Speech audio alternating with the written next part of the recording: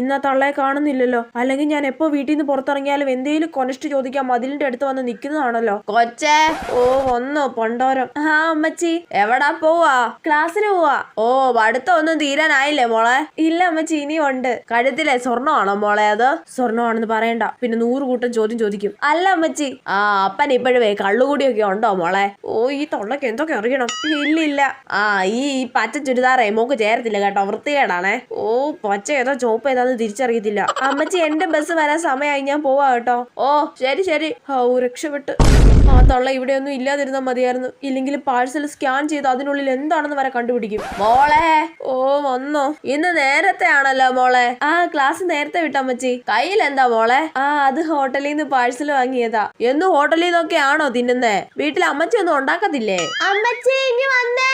ആ എന്നെ വിളിക്കുന്നുണ്ട് കേട്ടോ. പൊക്കോ വേഗം പൊക്കോ.